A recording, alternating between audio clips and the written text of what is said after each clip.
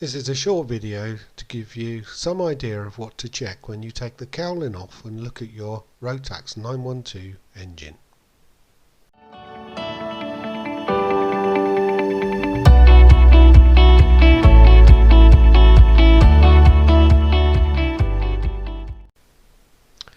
Taking the top off and having a check of the Rotax 912 engine before flight.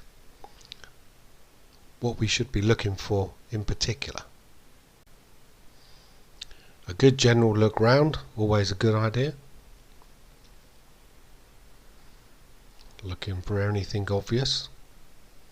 I'm not showing the checking of the oil here because we all know how to do that.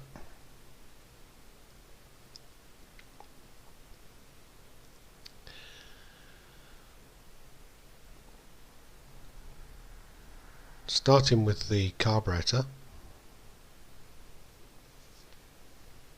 have a look at the control lines. You've got the choke and the throttle cables.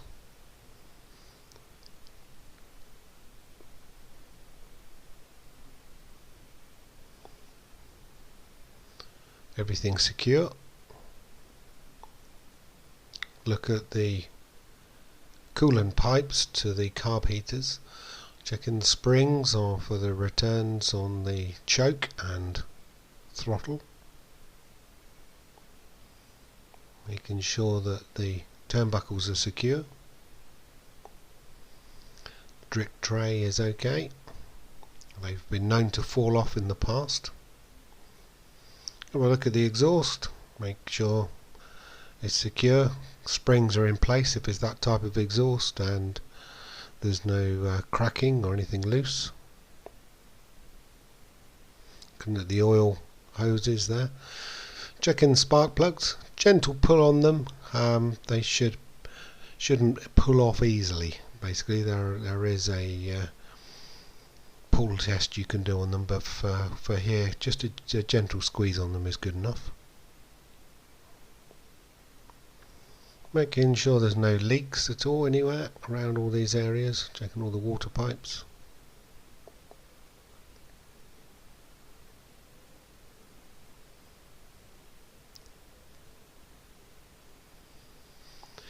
Having a look at the coolant, there's no reason why you couldn't take the top off this, although there's some in the expansion tank. Is there any actually in the water tank itself? So a quick look at that. You could check the seal, make sure that's okay. Looking at the oil filter, you can see that through the air vent on the cowling anyway with the red witness mark.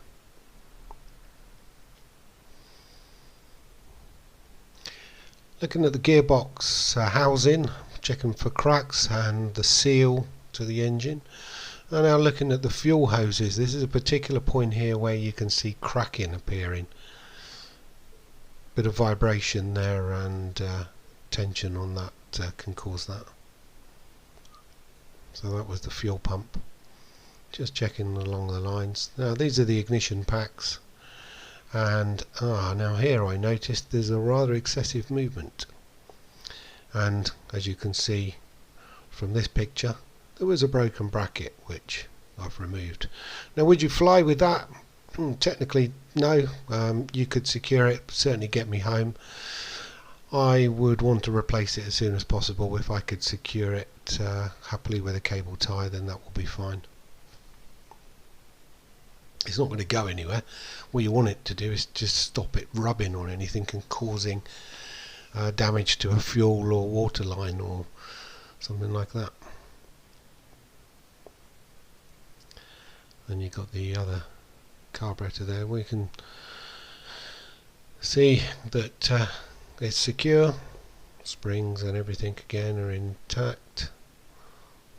The nuts and bolts are all in place. Just having a good look, just looking for anything obvious that might be missing, cracked, loose or broken. Oil cooler, it's got a little bit of masking on it still. We're not got particularly warm weather at the moment, so a little bit of masking on there is helping. That's the oil pressure sender down there we're looking at, so it's just checking that there's no leaks from it and the cable's attached and it's all okay. The battery is secure, terminals are tight,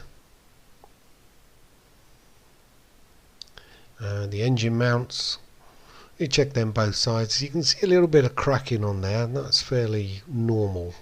Even putting new ones on, they crack straight away. The capacitor and regulator are securely mounted to the bulkhead, they're not loose, and the cables are okay. And you can have a quick look at the nose leg here, the attachments for the push rods from the rudder pedals, the rubber pad at the bottom where the rollers end out on, and the bungees are in reasonable condition. Have a check of the brake fluid, it's a good chance to do it from there, and look at the line, make sure there's no leaks on that.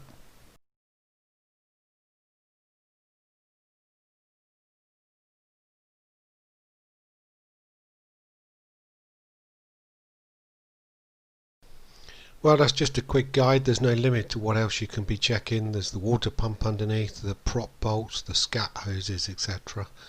Just have a really good look.